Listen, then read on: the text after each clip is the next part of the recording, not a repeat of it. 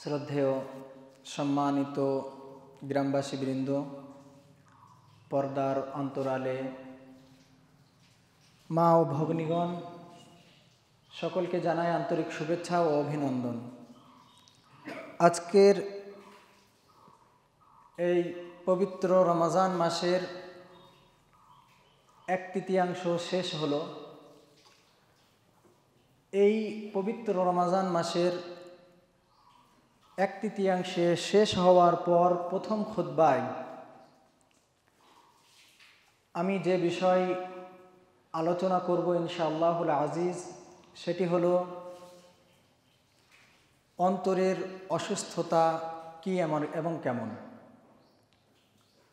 সর্বপ্রথম প্রশংসা জ্ঞাপন করি সেই মহান আল্লাহ সুবহানাহু ওয়া তাআলার জন্য, যে মহাপ্রতিপালক আমাদিগকে এমন একটি সুন্দর মজলিসে এসে নিজেদের প্রত্যাবর্তনের তাগিদে, নিজেদের পরিবর্তনের তাগিদে কিছু কথা বলার, কিছু শ্রবণ করার তৌফিক এনায়েত করেছেন। সেই মহান আল্লাহর প্রশংসা করে সকলে বলি আলহামদুলিল্লাহ।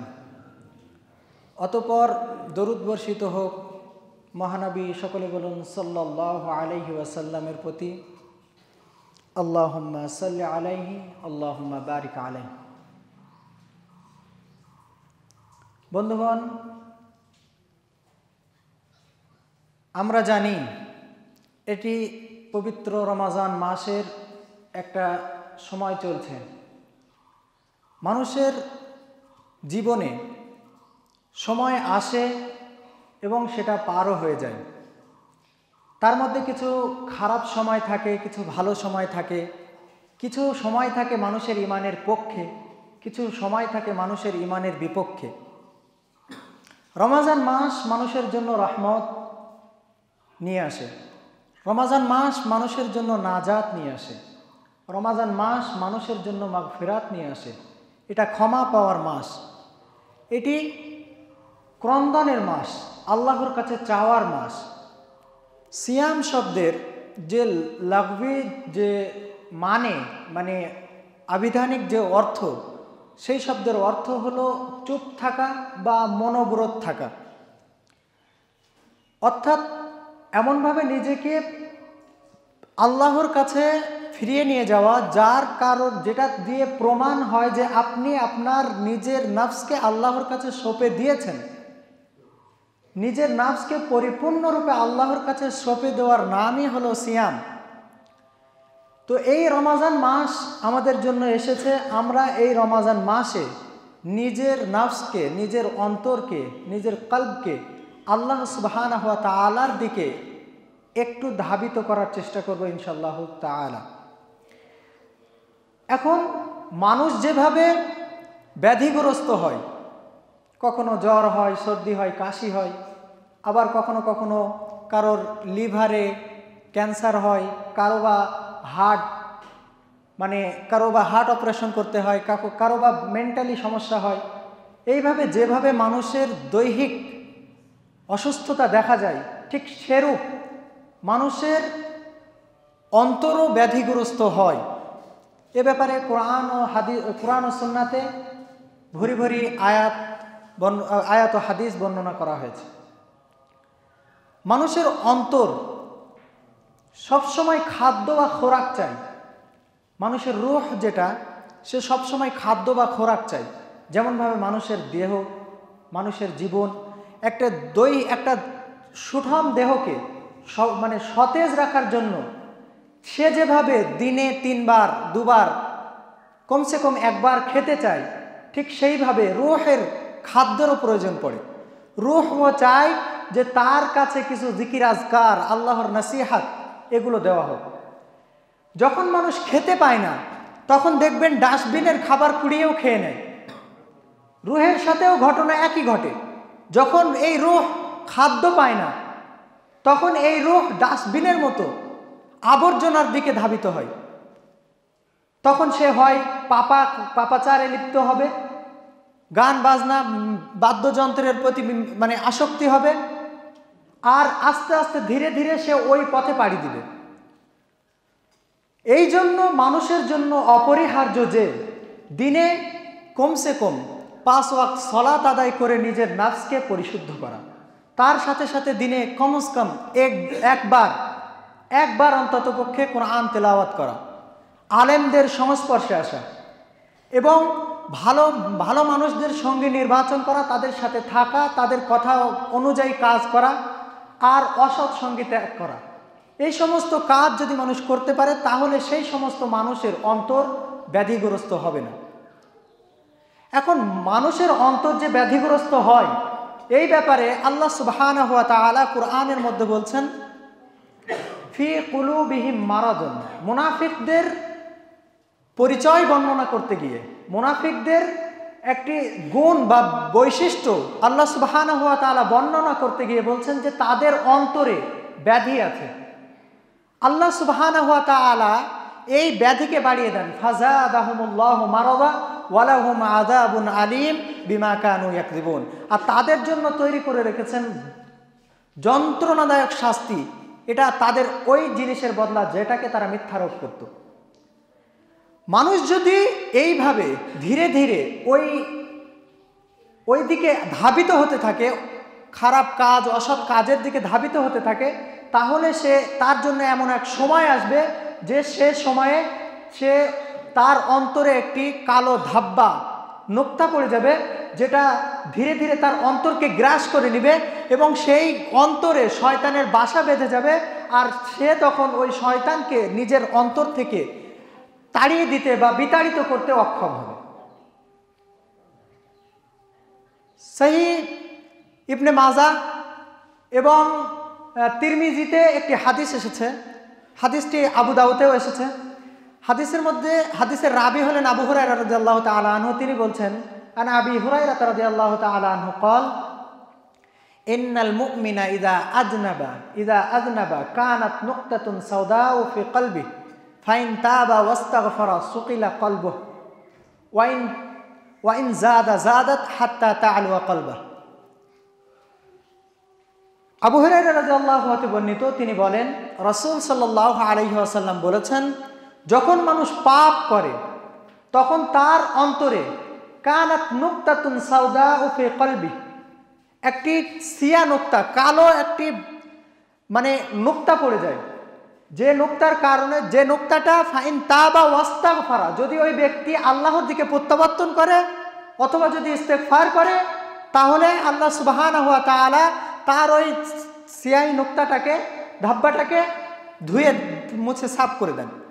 ওয়া ইন জাদাত হাত্তা তা'আলুয়া কলবুহু, আর যদি ওই ব্যক্তি ওই পাপের উপরে পাপকে বৃদ্ধি করতে থাকে, প্রত্যাবর্তনের আশা না রাখে, দিনের রুহের যে খোরাকের প্রয়োজন ছিল সেই খোরাক যদি না দেয় তাহলে তার ওই নুকতাটা, ওই যে কালো ধাব্বাটা আরো বড় হয়, বড় হতে হতে হাত্তা তা'আলুয়া কলবুহু, তার অন্তরকে গ্রাস করে নেয়। রাবি বলছেন, কাল্লা বাল রান, এটি হলো সেই ব্যাপারের কথা যেটা আল্লাহ সুবহানাহু ওয়া তাআলা নাজিল করেছেন। আল্লাহ সুবহানাহু ওয়া তাআলা বলছেন, কাল্লা বাল রান, এটি হলো জং বা এই রড বা এতে যেগুলো রেখে থাকে, এই জং তার অন্তরে। আল্লাহ সুবহানাহু ওয়া তাআলা কুরআনে যে নাজিল করেছেন যে রান বা জং, এটি সেই জংকে আল্লাহ রাসূল সাল্লাল্লাহু আলাইহি ওয়াসাল্লাম বুঝিয়েছেন।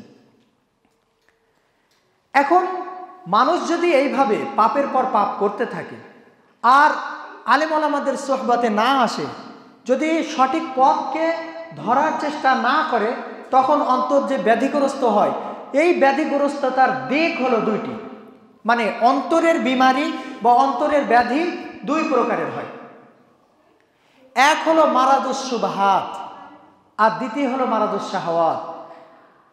আপনারা এটি পেয়ে যাবেন, যদি বিস্তারিত দেখতে চান তাহলে শারহুল আকিদাত আত-তাহাবিয়া ওর কিতাবে দেখে নেবেন, ওখানে এই বিস্তারিত লেখা হয়েছে। মারাদুস শুবহাত আর মারাদুস শাহওয়াত বলতে কি? মারাদুস শুবহাত বলতে শুবহার বিমারি, সাদৃশ্যের বিমারি। হতে পারে মানুষ যখন আলেম ওলামাদের থেকে ভিন্ন পথ ইখতিয়ার করবে, নিজের জন্য চয়ন করবে অন্য রাস্তা, তখন তার অন্তরে কিছু জিনিস সবসময় দেখা দিবে। যেমন সহিহ বুখারীর একটি হাদিসে এসেছে, যে যখন যখন কোনো ব্যক্তি আল্লাহ সুবহানাহু ওয়া তাআলার ব্যাপারে ধারণা করতে থাকে, তখন শয়তান তাকে বলে যে সব কিছুকে সৃষ্টি করেছেন আল্লাহ সুবহানাহু ওয়া তাআলা, তাহলে আল্লাহর সৃষ্টিকারীকে। এই দ্বিধায় যখন সে উন্মাদ হয়ে যায়, পাগল হয়ে যায়, তখন তার অন্তর তাকে আল্লাহ সুবহানাহু ওয়া তাআলা সম্পর্কিত অন্যান্য চিন্তাধারায় লিপ্ত করে দেয়, যে চিন্তাধারার কারণে আজ পৃথিবীতে এতগুলো ফিরকা, এতগুলো মত, এতগুলো মতাদর্শের মানুষ তৈরি হয়ে গেছে। মানুষের ভেতরে যে এই সমস্ত বিমারি এসেছিল, এই বিমারির ধারক বা বাহনকারী সর্বপ্রথম ব্যক্তি যাকে ধরা হয় তার নাম হলো জাআদ বিন দিরহাম। আহলুত তাআতিল বলা হয়। এই সমস্ত জাআদ বিন দিরহাম যে ফিরকায়, যে একটি গোষ্ঠীকে তিনি নিয়ে এসেছেন তার মতাদর্শের উপরে, সেই মতাদর্শকে আহলুত তাআতিল বা মুআত্তালা বলা হয়। তাআতিল শব্দের অর্থ হলো ইনকারকারী। ইনকার করা, কিসের ইনকার? আল্লাহ সুবহানাহু ওয়া তাআলার ইসিম বা সিফাতের, নাম ও বৈশিষ্ট্যের, তার গুণ, তার ভালো মন্দ গুণ, তার রাগ আছে, তার রহমত আছে, তার রহিম, তিনি রহমান রাহিম, এই সমস্ত সিফাতগুলোকে সে একের পর এক করতে থাকলেন, ইনকার করতে থাকলেন। এই জন্য এই পরবর্তী ওলামারা এই গ্রুপটাকে আহলুত তাআতিল বা মুআত্তালা বলে করেছেন, অব্যাহত করেছেন। এই জাআদ বিন দিরহাম থেকে এই সমস্ত মতাদর্শকে যে গ্রহণ করেন, সেই ব্যক্তির নাম হলো জাহাম বিন সফওয়ান। এই জাআদ বিন দিরহাম এবং জাহাম বিন সফওয়ানকে হত্যা করা হয়েছিল গণসম্মুখে, লোকের সামনে, হাজার হাজার মানুষের সামনে। জাহাম বিন সফওয়ানকে তো এই বলে হত্যা করা হয়েছিল কুরবানির দিনে। জাহাম বিন সফওয়ানকে বাদশাহ এই বলে হত্যা করেছিল যে শোনো, যে আজকের দিনে তোমরা সকলেই কুরবানি করবে, আল্লাহ সকলের কুরবানিকে কবুল করুক, আর আমার কুরবানি আজকের হবে জাহাম বিন সফওয়ান। কারণ সে এইভাবে আল্লাহ সুবহানাহু ওয়া তাআলা সম্পর্কে মানুষকে বিভ্রান্তিতে রাখত। এখন মারাদুস শুবহাতের বিমারিতে এই যে আহলুত তাআতিল, এই গোষ্ঠীটাকে তিন রকম ভাবে ওলামারা ভাগ করেছেন। আমার বলার বিষয় কিন্তু ভিন্ন, আমি শুধু জাস্ট বিমারি দুটোকে বোঝানোর জন্য বলছি। আহলুত তাআতিল বা এই ইনকারকারী যে গ্রুপ আছে, এই গ্রুপকে ওলামারা তিন ভাগে বিভক্ত করেছেন। প্রথম যাদেরকে নাম দেওয়া হয়েছে তাদেরকে বলা হয়েছে জাহমিয়া, যারা এই জাহাম বিন সফওয়ানের থেকেই এই মতাদর্শকে নিয়েছেন। তাদের কাছে আল্লাহর তো কোনো নামই নাই, কোনো সিফাতও নাই। কুরআনে যেগুলো এসেছে এগুলো এমনিতেই, আল্লাহর কোনো নাম নাই, কোনো সিফাত নাই, আল্লাহর অস্তিত্ব বলে কিছু নাই। এর পরবর্তীতে যখন এই গিরোহটা আস্তে আস্তে পরবর্তীতে নিতে থাকে, পরবর্তীতে পৌঁছাতে থাকে, তখন তাদের থেকে কিছু মানুষ বলল কুরআনে তো এই সমস্ত সিফাতগুলো বর্ণনা করা হয়েছে, তাহলে আসলে কি এগুলো আল্লাহর সিফাত? তো তখন বললেন না, যেমনভাবে আমরা আল্লাহকে আল্লাহ বলে জানি, এটা যেমন আল্লাহর নাম, ঠিক তেমনিভাবে রহমান এটা আল্লাহর নাম, কোনো সিফাত নয়, কোনো বৈশিষ্ট্য নয়। আল্লাহর হাত আছে, এটা একটা কাল্পনিক ব্যাপার।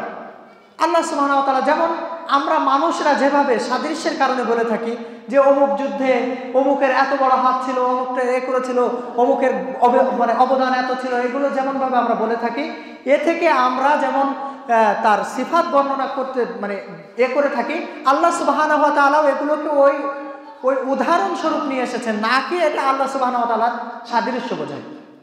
এই বলে আল্লাহ সুবহানাহু ওয়া তাআলার ব্যাপারে তারা বললেন যে আল্লাহ সুবহানাহু ওয়া তাআলার নাম তো আছে কিন্তু কোনো সিফাতই নাই।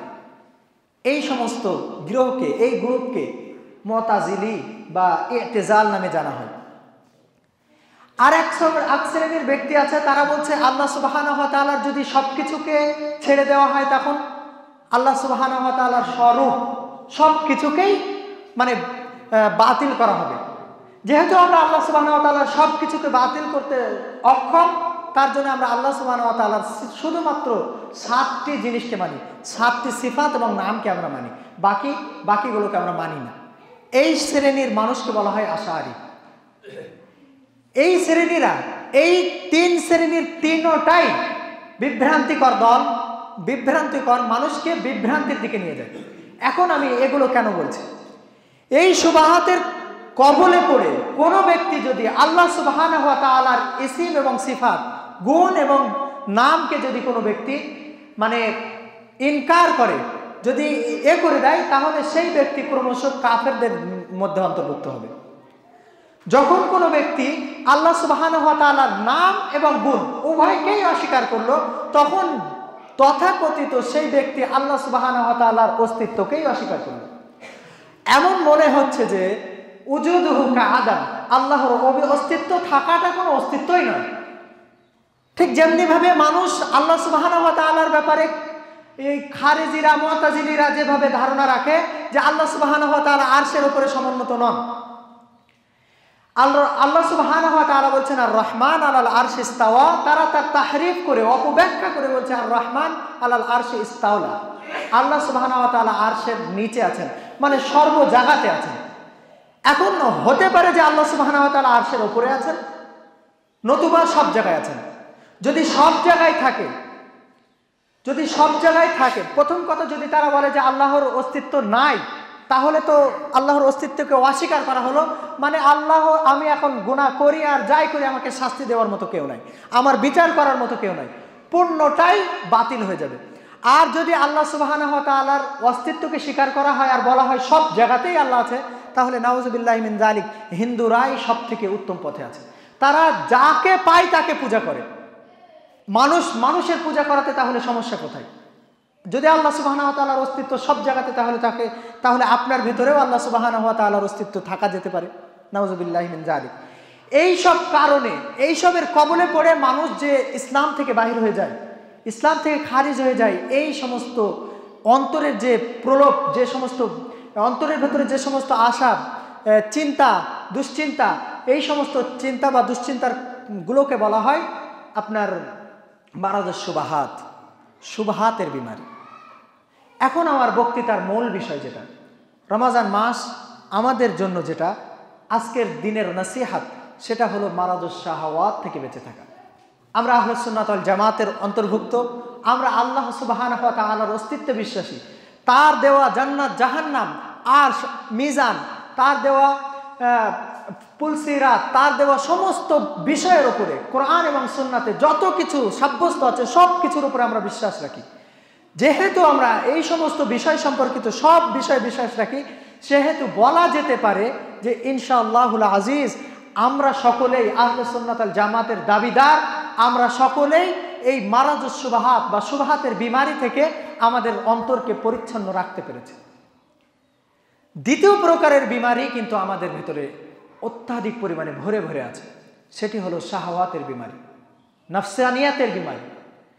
মানুষের নাফস মানুষকে যে অপর দিকে, অন্য রাস্তায় যে অগ্রসর হতে বাধ্য করে, শয়তান যে সবসময় আপনার কাছে, সর্বদা আপনার কাছে আপনার অন্তরকে পথভ্রষ্ট করার জন্য আপনার সাথে লেগে আছে, এই বিষয়টির ওপরে মানে বিশ্বাস রেখে আপনাকে ওটাকে পরিত্যাগ করার জন্য যে লড়াই আপনাকে চালাতে হয়, এই লড়াইটিকে বলা হয় মারাদুস শাহওয়াতের বিরুদ্ধে লড়াই, নাফসানিয়াতের বিরুদ্ধে লড়াই। আল্লাহ সুবহানাহু ওয়া তাআলা বলছেন ফাইন্নাল জান্নাতা হিয়াল মাওয়া, যে ব্যক্তি নাহান নাফসা আনিল হাওয়া, এই নিজের নাফসকে এই মানে হাওয়া থেকে, খাওয়াইশ থেকে, এই শাহওয়াত থেকে নিজেকে রুখে রাখতে পারলো, সে ব্যক্তির জন্য রয়েছে জান্নাতুল মাওয়া। কেউ কেউ বলেছেন মাওয়া অর্থ হলো ঠিকানা, তার ঠিকানা হবে জান্নাত। যেটাই হোক, জান্নাতুল মাওয়া হোক বা ঠিকানা হোক, তার জন্য রয়েছে জান্নাত, যে ব্যক্তি নিজের নাফসকে এই সমস্ত কাজ থেকে বিরত রাখতে পারবে। এখন মারাদুস শাহওয়াত কি জিনিস? মারাদুস শাহওয়াত হলো সেগুলোই ভাই, যেগুলো আমাকে আপনাকে সালাত আদায় করা হতে বিরত রাখে। মুসলিম বলে কি নিজেকে দাবি করেন আর 5 ওয়াক্ত সালাত আপনার দ্বারাই হয়ে ওঠে না, আপনি ক্ষতিগ্রস্তদের অন্তর্ভুক্ত। মুসলিম বলে নিজেকে দাবি করেন, চায়ের দোকানে, আড্ডাখানায় নিজে এবং অপরের সাথে বসে সব সময় ওলামাদের বিরুদ্ধে গীবত করছেন। যে ব্যক্তি ইসলামের উচ্চ শিখর মানে ইসলামটাকে পৌঁছাতে চাইছেন, আপনি তো করছেন না, একরকম গুনাহ করছেন। আপনি তো ইসলামের কোনো প্রকারের সাহায্য করছেন না, এটা করছেন। যে ব্যক্তি করছে তার পিছনে আপনি সর্বদা লেগে আছেন। যদি কোনো ব্যক্তি ইসলামের সাহায্যের জন্য এই সমাজের ভেতরে ছাত্রের অবদানকে তুলে ধরার জন্য একটি বড় প্রতিষ্ঠান করার চেষ্টা করে, আপনারা তার পিছনে গালাগালি করতে শুরু করেছেন। সেই ওলামাদেরকে টেনে হিচড়ে কিভাবে নিচে নামাতে হয় সেই দিকে যে অগ্রসর হচ্ছেন, এই কাজগুলো আপনি কিসের কারণে করছেন? শাহওয়াতের বিমারি আপনার ভিতরে ঢুকে গিয়েছে। আপনার ভিতরে যে শাহওয়াতের বিমারি আছে, এর সব থেকে বড় প্রমাণ হলো, আপনাকে যদি জিজ্ঞাসা করা হয় যে আপনার সব থেকে বড় দুশ্মনকে, আপনি গুনে গুনে নাম করবেন ওই সমস্ত ব্যক্তির যারা এখানে এসে দিন অনবরত দিনে 5 ওয়াক্ত সালাত আদায় করে, যে আপনার বাড়িতে গিয়ে আপনাকে এই সমস্ত কাজ থেকে রুখে রাখার চেষ্টা করে। যদি আপনার স্ত্রী আপনাকে প্রত্যেক দিন সকাল সন্ধ্যা যদি আপনাকে নামাজের তাগিদ দেয়, রোজার তাগিদ দেয়, তাহলে আপনার চোখে আপনার স্ত্রীর থেকে আর বদ খারাপ অন্য কোনো মহিলা হতেই পারে না। দেখবেন আমাদের সমাজে আমি দেখেছি, মায়েরা টিকতে পারছে না ঘরে, স্বামী রোজা রাখছে না, নামাজ পড়ে না, শুধু শিকায়াত যে আমার স্বামী নামাজ পড়ছে না, রোজা রাখছে না, কি করা যায়? এ করতে পারছে না কেন? এর ভিতরে চলে এসেছে শাহওয়াতের বিমারি। বুঝতে পারছেন কি? মদ্যপান ছাড়তে পারছেন না কিসের কারণে? আপনার ভিতরে রয়েছে শাহওয়াতের বিমারি। আপনি বিড়ি, তামাক, জর্দা ওলামাদের আকওয়াল অনুযায়ী যে হারাম বলা হয়েছে, এই হারামটাকে জানার পরেও আপনি সেটা থেকে নিজেকে রাখতে পারছেন না, আটকাতে পারছেন না। কারণ কি? আপনার ভিতরে রয়েছে শাহওয়াতের বিমারি। আপনার ভিতরে মৃত্যু নিয়ে কোনো চিন্তা নাই, আখিরাত নিয়ে কোনো চিন্তা নাই, জাহান্নাম নিয়ে কোনো চিন্তা নাই, জান্নাতের অশেষ নিয়ামত নিয়ে আপনার ভিতরে কোনো চিন্তা নাই, রমাজান মাস এলো কি গেল এই নিয়ে আপনার কোনো চিন্তা নাই। পূর্ণ মাসটাকে, পূর্ণ বছরটাকে হেলাই ঠেলাই কাটিয়ে আপনি চলে যাচ্ছেন। আপনার যে এই কাজগুলো করছেন কারণ কি? আপনার ভিতরে রয়েছে শাহওয়াতের বিমারি। আপনি ওলামাদের বিরুদ্ধাচরণ করছেন, সালাফিয়াতের বিরুদ্ধাচরণ করছেন, আপনি খাওয়ারিজদের অন্তর্ভুক্ত হয়ে নামাজ রোজা না করে সব সময় যুদ্ধ, জিহাদ, ফাসাদ এইসব নিয়ে আপনি পড়ে আছেন। কারণ কি? কারণ হলো শাহওয়াতের বিমারি। রমাজান মাস পেয়েছেন নিজেকে পরিবর্তনের জন্য, নিজেকে সঠিক পথে ধাবিত করার জন্য উদ্বুদ্ধ হন, নিজে হন, নিজের পাশের ভাইকে উদ্বুদ্ধ করুন, খারাপ সঙ্গী ত্যাগ করুন। যে ব্যক্তি আপনাকে, যে বন্ধু আপনাকে টিভি দেখতে নিয়ে যায়, সিরিয়াল দেখতে নিয়ে যায়, খারাপ কাজে আপনাকে নিয়ে যায়, গান বাজনা মদ্যপানে আপনাকে অভিহিত করে ডাকে, সেই ব্যক্তি আপনার বন্ধু কিভাবে হতে পারে? শুনে রাখুন, আপনার ঈমানের দাবি হলো, ঈমানি কর্তব্য হলো ওই বন্ধুকে পরিত্যাগ করা। যদি না করতে পারেন তাহলে এক অশেষ সময় আসছে, যে একটা অনন্ত সময় আসছে, যে সময় আপনাকে যুগ যুগ, এমনকি বলা হয় কাল ও কাল, এমন এক সময় যার কোনো শেষ নেই, লক্ষ নয়, কোটি নয়, কোটি কোটি লক্ষ বছর আপনাকে যে চিরস্থায়ী এক জাহান্নামে থাকতে হবে, সেই জাহান্নামের ভয়টা আপনি করুন। 70 বছরের জীবনকে প্রাধান্য দিয়ে ওই জীবনটাকে হারিয়ে ফেলেন না। আপনি এই সমস্ত কাজ থেকে নিজেকে বিরত রাখুন। যদি আপনি না রাখতে পারেন তাহলে আপনার ভিতরে, আপনার জন্য রয়েছে এক দুঃসহ বিষয়, দুর্বিষহ বিষয়। আল্লাহ আমাকে আপনাকে এই সমস্ত কাজ থেকে হেফাজত করে। এখন আর একটি বিষয় বলল, অন্তর যেটা, এটি হলো খাদ্য বা খোরাক যেগুলো নেয়, সেগুলো কি বলেন তো? সেগুলো নেয় হলো ঈমান, ইখলাস, তাওহীদ, সেগুলো নেয় হলো জিকির, সেগুলো নেয় হলো কোরআন তিলাওয়াত, নামাজ, রোজা, হজ, যাকাত, সেগুলো নেয় হলো আল্লাহ উত্তম কথা, সেগুলো নেয় হলো ইসলামী সুচিন্তা, সেগুলো নেয় হলো ইসলামের পারিপার্শ্বিক দিক। এখন এই অন্তরে আপনি যদি অন্যান্য বিষয়াদিকে ঢোকান তাহলে আপনার অন্তর কি হবে জানেন?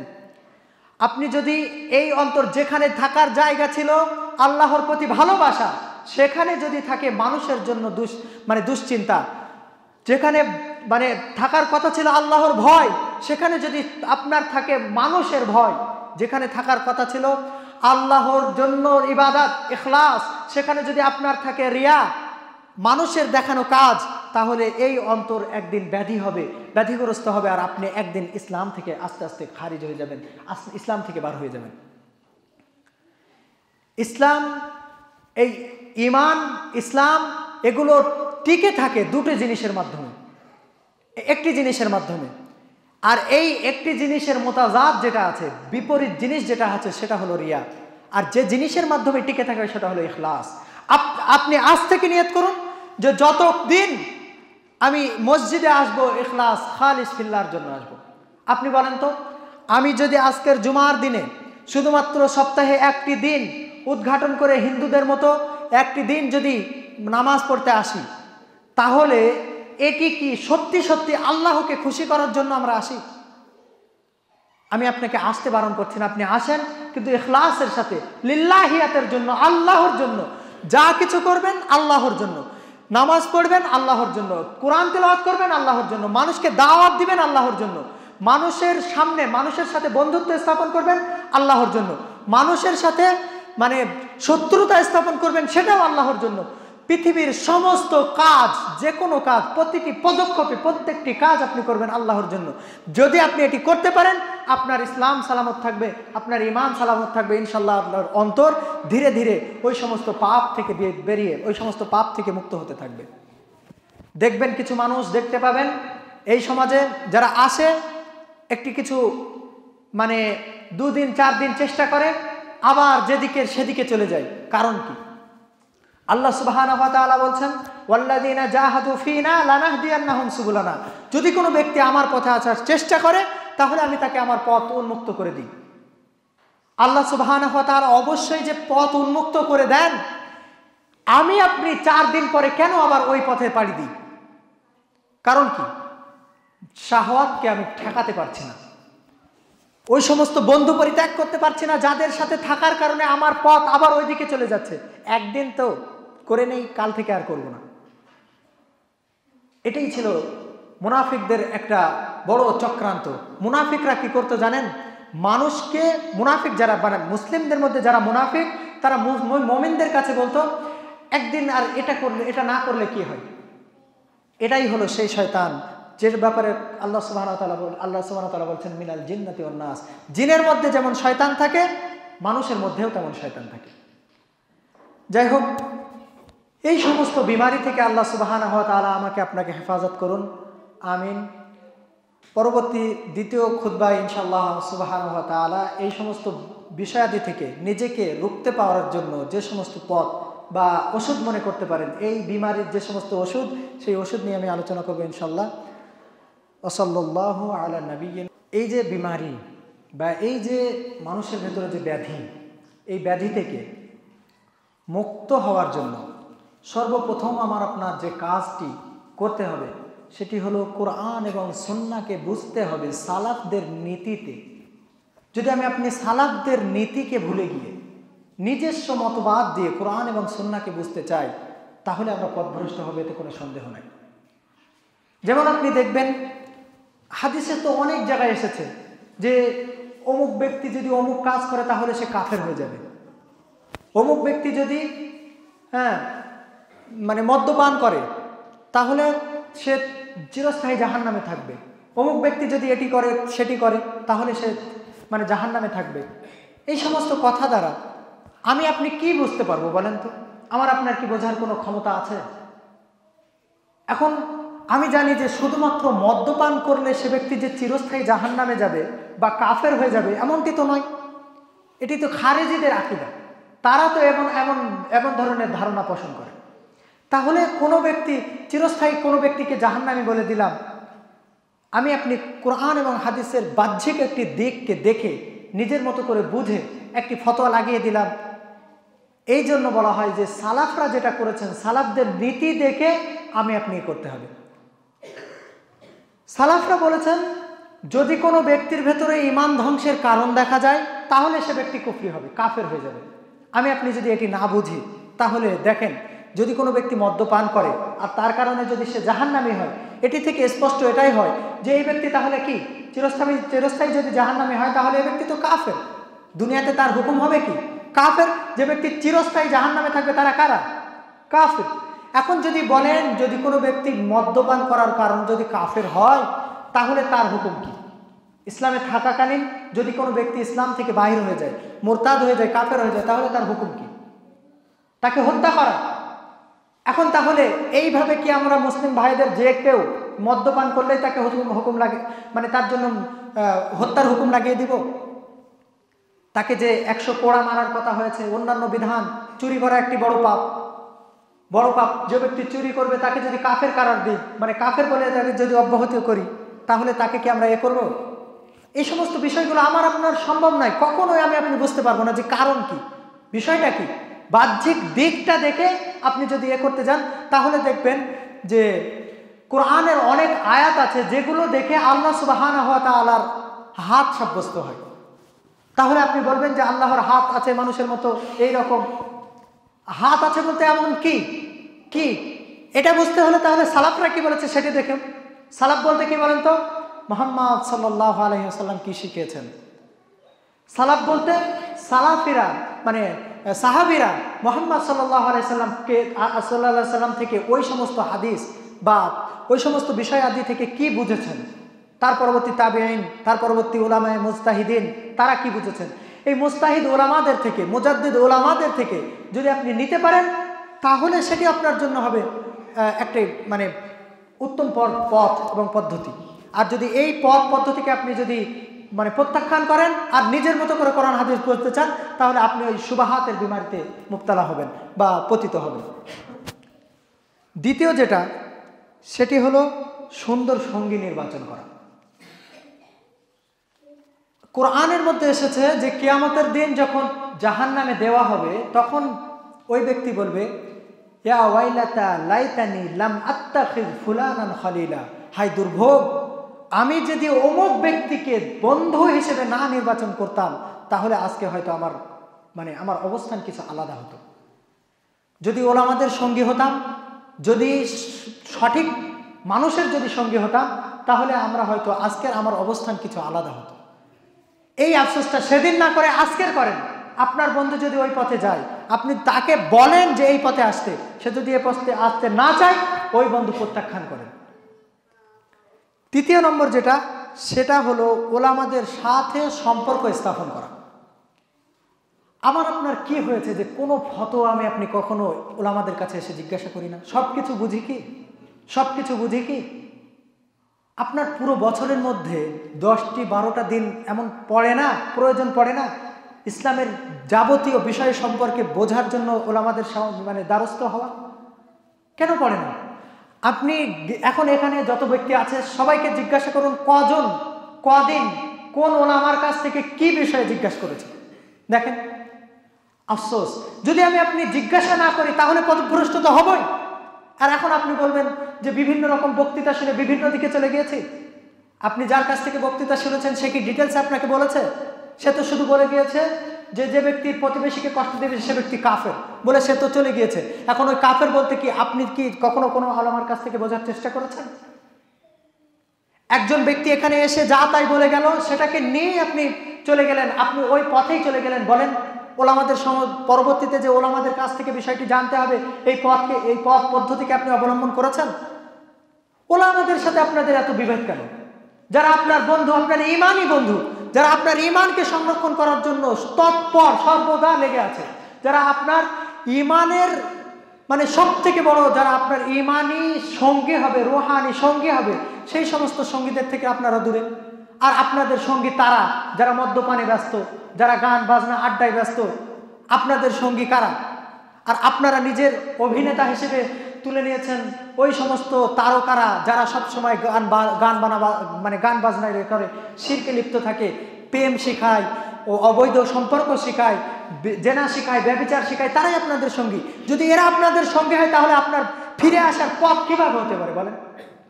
শোনেন, আপনার আমার অন্তরে যাই কিছু থাকুক না কেন, ওলামাদের ব্যাপারে যাই কিছু থাকুক না কেন, মেনে রাখেন আল্লাহ সুবহানাহু ওয়া তাআলা বলেছেন, এটা আমার আপনার কথা নয়, ইন্নামা ইয়াখশাল্লাহু মিন ইবাদিহিল উলামা, বান্দাদের মধ্যে আল্লাহ সুবহানাহু ওয়া তাআলাকে সবথেকে যারা বেশি ভয় করে তারা হলো উলামা।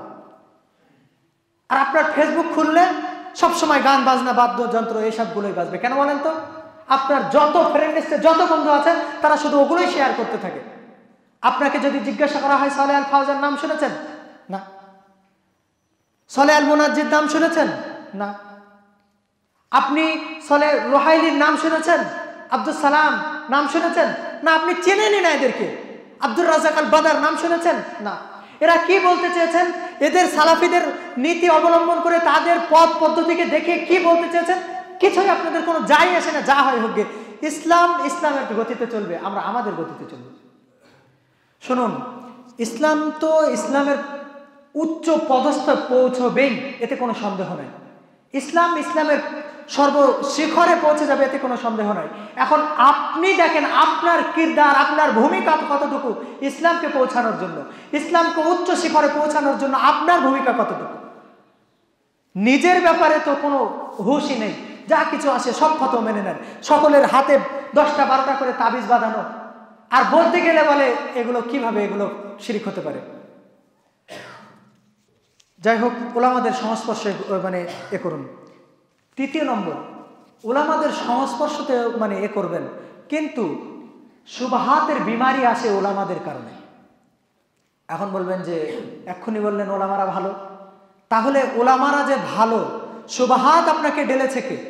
আপনি কি নিজে নিজেই কি আপনার ভেতরে করেছিলেন? একজন ব্যক্তি এসে বলল ফিলিস্তিনে এই এই এই এই পদ্ধতি এইগুলো হচ্ছে, আপনার জন্য জিহাদ ফরজ, এখন যদি আপনি না করেন আপনি গুনাহগার। বলেন, জিহাদ এখন অন্যের জন্য নাকি ফরজ? আমরা পৃথিবীর যত ব্যক্তি আছে এখন সবাই নাকি গুনাহগার। এখন বলেন, এই যে বিমারিটি ডাললো, এই যে এই যে ব্যাধিটি আপনার ভেতরে প্রবেশ করালো, এটি কে? ওলামা। এখন তাহলে আপনি বলেন ওলামাদের মধ্যে কোন সমস্ত ওলামাকে প্রত্যাখ্যান করব, কোন সমস্ত ওলামাকে চয়ন করব, এটি নিয়ে ভাবতে হবে কিনা। তার জন্য চতুর্থ যে আমি বিষয়টি বলছি সেটি হলো মানহাজ শুদ্ধ যাদের, যে সমস্ত ওলামারা তাওহীদের আলোচনা করে, যে সমস্ত ওলামারা ইখলাসের আলোচনা করে, যে সমস্ত ওলামারা ঈমানের আলোচনা করে, যে সমস্ত ওলামারা মানহাজের আলোচনা করে, যে সমস্ত ওলামারা ফিকহি ওলামাদের আকওয়াল বর্ণনা করে আপনার সামনে রাখে, প্রস্তাব রাখে, শুধু এমনভাবে বলে দেয় না এটা আমি ফতোয়া দিচ্ছি, এটা আমার কল, এটা আমার মনে হয়, এটা আমি বলতে চাই, এটা আমার মনে হয়। এই সমস্ত ওলামা থেকে দূরে থাকুন। দেখবেন মানহাজ যাদের অশুদ্ধ, সেই সমস্ত ওলামাদের একটি গুণ আপনি দেখবেন, তারা কখনোই সালাফদের কথা নিয়ে ব্যস্ত থাকবে না। সালাফদেরকে তারা ছেড়ে দিয়ে নিজের মতো করে যা ইচ্ছা তাই বলবে, আর বলবে সে যুগটা ছিল আলাদা, আজকের যুগ ছিল আলাদা। বিশ্বাস করুন, কিয়ামত পর্যন্ত এই প্রতারণা আপনার সাথে করতেই থাকবে যে সে যুগ ছিল আলাদা, এ যুগ আলাদা। সে যুগ আর এ যুগ যাই থাকুক না কেন, সর্বদা সব থেকে চূড়ান্ত যে বিধান যেটা আমাদের জন্য হবে সেটা হলো কোরআন ও সুন্নাহ এবং মানহাজ, শুদ্ধ মানহাজ। কিয়াস আপনি করতে সক্ষম নয়, কিয়াস করবে মুজতাহিদিন ওলামারা। ইজমা আপনার দ্বারাই হবে না। 10 জন ব্যক্তি এখানে একটা ইজমা করে দিলেন আর সেটা মেনে নিতে হবে এমনটা নয়। ওলামাদের যে ইজমা ছিল সেই ইজমাটাকেই মেনে নিতে হবে। যদি আমি আপনি এই সমস্ত কাজগুলো করতে পারি, তাহলে আমার আপনার জন্য সমস্ত ইসলামের পারিপার্শ্বিক দিক আমাদের জন্য নিয়ে আসবে কল্যাণ। আর যদি এগুলো না করতে পারি, তাহলে আমরা দিনের পর দিন পথভ্রষ্ট হতে থাকব। এমনকি হতে পারে আল্লাহ সুবহানাহু ওয়া তাআলা আমাদেরকে অন্তরের ব্যাধিটাকে এমন বাড়িয়ে দিবেন, আমাদের অন্তর এমনভাবে কলুষিত হবে যে আমরা হইতে পারে দিন থেকে, আল্লাহ সুবহানাহু ওয়া তাআলার দিন থেকেই আমরা সরে যেতে পারি। আল্লাহ আমাদেরকে এই সমস্ত ব্যাধি থেকে মুক্ত হওয়ার তৌফিক দান করুক এবং সঠিক পদ্ধতিতে আমাদেরকে ইলম ও আমল করার তৌফিক দান করুন।